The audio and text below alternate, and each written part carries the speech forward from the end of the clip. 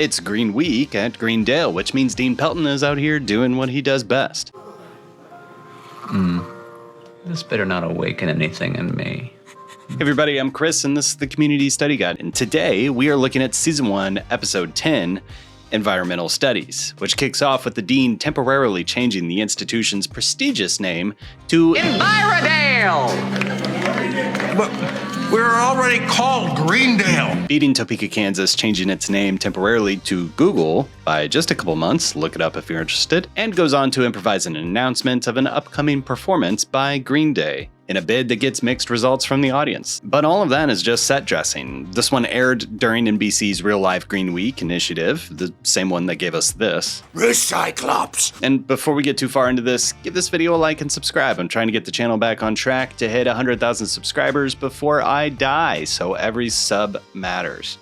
Back to the episode. While the eco-conscious branding established in the opening sequence lingers in the background, the real plot of environmental science kicks off in Spanish 101, where things fall apart immediately. Senor Chang snaps on Annie after continuing to ride past the quiz timer and quickly exiles her. Oh, was it? And then comes the escalations. To write a one-page essay in Espanol entitled Annie's Mistake. 2 pages entitled The Consequences of Questioning Authority. 6 pages on ignorance. And the final attempt here is Britta trying to de-escalate with some light flattery that now results in a 20-page essay on El Beso de Trasero. I am a Spanish genius. Back in the study room, the group is having a full meltdown due to the extra burden of writing these assignments, all while dealing with their own workloads. Shirley has a marketing presentation, Troy and Abed are behind on a rat training lab, and Pierce is very interesting in this episode. We'll get to it. But for the most part, he's just here for commentary. You know, if Senior Chang gets any crazier, he's going to win one of those Grammy Awards. And Annie, still recovering from being publicly desk-dragged out of the classroom, suggests that Jeff talk to Chang. She calls him the one with the silver tongue. Yeah, go tongue Chang. Jeff resists, but Yada, yada, yada. and Jeff caves. After this flagrant display of whatever this is, Your gravy train's leaving the station. Jeff finds Chang in his office, which looks less like a community college workspace and more like a lair of a rejected telenovela villain. It's dark, chaotic, and for sure, this is an L. Tigre's office. There's a defaced photo of Chang and his wife, a half-empty bottle on his desk, and a lingering sense that, someone could get stabbed here. Set design here is working, but along with most of Chang's moments in this episode, it's quite over the top. Booyah. Jeff clocks the situation instantly. You try to penetrate my psychological armor and you... Did your wife leave you? Holy... Ben immediately collapses into grief and bravado in equal measure. But then comes the offer. If Jeff hangs out with him that night, keeps him company, helps him forget, Chang will cancel the essay. Just Jeff's, though. Chang even acknowledges that this creates a little bit of a tricky moral dilemma for Jeff. Here's your jacket. Let's do this. Is there a rat in here? The opportunist within Jeff has already accepted setting up the central theme of this episode, which we're going to get into later. While Jeff is living large without the essay hanging over him, the rest of the group is on the struggle bus. Shirley's desperate, so desperate that she readily takes Pierce's help. That's how messed up things are. Abed, meanwhile, loses Fievel somewhere in the vents. Troy's really struggling to help with this project because he is scared of rats, which is why they were behind in the first place. And have you ever known anybody that was really afraid of rats and mice before? My wife is. She's a caricature of a 1950s cartoon housewife that Troy is actually putting on here in the lab too. Something about the tails, she said, and yet she loves Fievel Goes West. Oh, Fievel Goes West? Not too long after all this, the group turns on Jeff, kicking him out of the group once they put together that Jeff betrayed them and he is working in his own self-interest. Jeff feigns outrage and storms off. And with Jeff out and everyone flailing, things aren't looking great. Shirley's presentation looms. Knees, never lock your knees. You know what happens when you lock your knees? You die. Abed's rat is still AWOL, and the dean just called in an exterminator. But then Jeff does something surprising. He fixes it. Sort of. He invites Chang to the Green Week dance under the pretense of a guy's night out. And when Chang arrives, he finds his estranged wife waiting for him. Jeff tracked her down and set up this reunion. Chang's overjoyed, and they launch into this very public, very intense salsa dance. Elsewhere, Abed is wandering the hallways, singing Somewhere Out There in hopes of luring Fievel back. Just when it seems like this isn't going to work as a solo, Troy appears. He's still scared of the rat, but he joins Abed in singing anyway because, the power of friendship. And it works. Fievel comes back, and this sequence becomes the reason my wife won't watch this episode.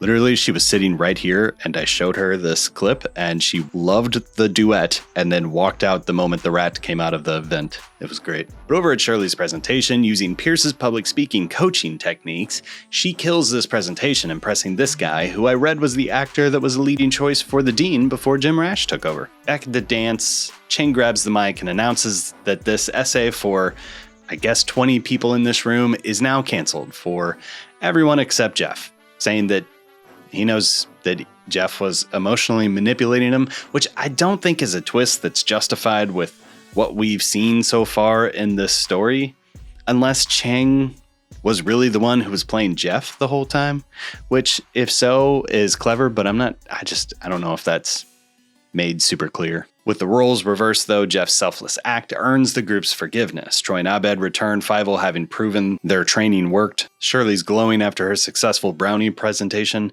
and the episode closes with a montage of folks dancing, leaving me with this weird feeling that I actually want to be a part of this community that they're building.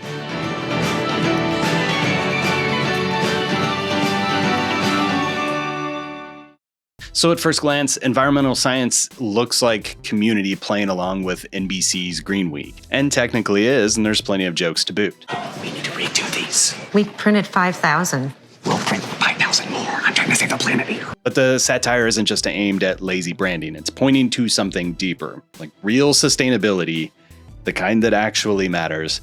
Doesn't come from slogans or PR. It comes from people making inconvenient, unglamorous choices that help someone else. And that's exactly what happens in this episode with the characters that would mock the premise, but then they end up living out the values that real sustainability requires. So you start with Troy and Abed. When Fievel escapes, Troy bails. He gives Abed this whole speech about his skewed view of relationships, being one-sided and only there to support him. Real friends help me with things, not vice versa. I would face my fears to help you. Exactly, 'cause you're my friend.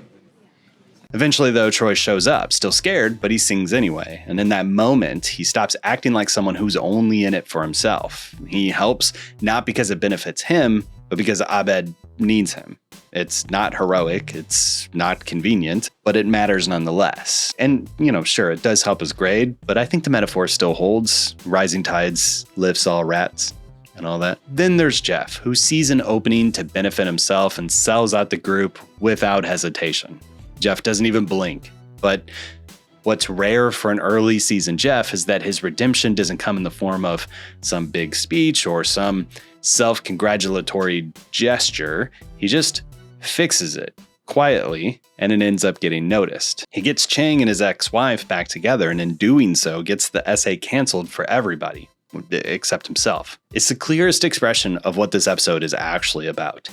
Helping other people, even when there's little in it for you. It's still community, so that help comes wrapped in salsa dancing and Irish folk music and a heartfelt cover of Somewhere Out There. But the thread is consistent. Sacrifice matters, even the minor kind. Which all ties back to something I was talking about last week when I was unpacking some of the Christian worldview that I was raised with. The idea that people are inherently broken and in need of saving. And I still stand by that critique I gave, as brief and simplistic as I dropped it. I think it's a limiting view because this episode, it doesn't show people being good or evil. It shows them being capable of being selfish, capable of being generous, capable of doing the wrong thing and then fixing it. Nobody in this episode starts out noble. Troy bails, Jeff lies, Chang projects his loss into group punishment. But in the end, they all make choices to show up for someone else. And what that suggests is who we become, selfish or generous, depends entirely on how much community we're willing to tolerate. As seen most clearly in the complexity of Jeff's motives. He started this study group way back in the first episode and has retained it because it is getting him through Spanish 101. Now, the group kicked him out, but he was probably fine with that because he had an easier gravy train than the one he was already riding. And yet the community he's had around him has changed him. Because when people commit to something beyond themselves, like a friend or a rat or a failing marriage, something shifts. Systems work, communities thrive, not because flyers or branding or Dean Pelton's marketing plans, but because someone somewhere was willing to give up a little bit of themselves to help someone else stand up straight, which I think is a part of my inherited brand of Christianity that I still respect. Jesus' teachings on lowering yourself, serving others, self-sacrifice. I've seen what that kind of community can build and how that can raise up people when it's lived out instead of just preached. And that's why this episode lands the way I think it does, because all three plot lines, Troy, Jeff, and Shirley, quietly offer the same message. Real connection requires discomfort. It's not enough to say the right thing. You have to do the hard thing. Yeah, that's what she said. Sometimes it's helping a friend, sometimes it's canceling an essay, and sometimes it's facing a crowd with no note cards, which all does bring us to Shirley. Her arc mirrors the episode's meta message. She wants to get it right. She wants to say the right things, deliver the right phrase, and check the right boxes, just like Dean and just, I presume, like NBC. But in the end, it's not the message that matters, it's the connection. People don't respond necessarily to accuracy, they respond to authenticity. And what turns her presentation around isn't the substance of the content, it's because this is community and nothing can be straightforward. It's a different form of hollow showmanship that works. And the lesson then isn't very subtle. If you want people to care about the stupid thing you care about brownies or the planet or each other, you can't just say, do better. You have to meet people where they are. And you have to tell the story in a way that makes people want to listen and hear the message that you want them to hear. And so then how does this story land? It's good. I don't know if this episode would ever end up on the top 10 list, but so far it's probably my second favorite episode of the season. Wait, you are convincing. When I'm analyzing episodes for these videos, the episode itself grows on me a lot while I'm dissecting it. Harmon and team's ability to say, here's the thing this episode is about. Now let me tell you why you shouldn't care about that thing, while simultaneously seeding into me the very care that they're telling me I shouldn't care about. It's glorious and distinctly community. I love Earth, obviously. I don't know if this episode makes me want to recycle any more than Recyclops did, but again, it draws the distinctions and separations between pandering, policy, and people, which resonates with me, and I like that. I like that in this episode we dropped any romantic arcs. We do get this look from Britta, and of course Chang and his wife, which I'm going to be honest with you, I had no recollection of Chang having a wife at all. So I also, how do we feel about Chang season 1? Like season 1 Chang? I don't know like what's prime Chang. I'm assuming people don't like Changnesia Chang. Leave your thoughts in the comments. As far as the humor goes in environmental sciences, not every joke is a haymaker, but more lands here than drops. And oddly, a lot of that comes from Chevy Chase. I'd rather die than listen. Now, do we still get this classic physical comedy bit that I'm not sure we needed? If he gets any nuttier, they're gonna put him on The View. That works, yeah. What are we gonna do? We're gonna study. Could have done without that. But he did quite well throughout this episode. The humor does lean more into observational and character-driven rather than absurdist, other than Chang, which I already talked about earlier. When the Chang dance scene starts, there's almost this groan, and you can almost hear it in the audio as the band begins to play. But you didn't want to talk to me. I didn't tell her you wanted to talk. But it's this groan inside my brain that was like wanting to reject this. I don't want the absurdity of the sequence. But then the editor kicks into this montage that I was not expecting at all. And with the duet on top of the Green Day, on top of Shirley, it just works. This one gets an 8.4 from me. It's not the best, but it's sustainable for sure. But that's just what I think about environmental sciences. What are your thoughts? Leave them in the comments. I want to thank all the names scrolling at the bottom of the screen who are supporting the channel. And if you're interested in doing the same, it might actually help me make these videos more quickly. But be sure to come back early next week when we cover the politics of human sexuality. Sounds fun. No, it doesn't. And it won't be. Thanks for watching, and we'll see you next time.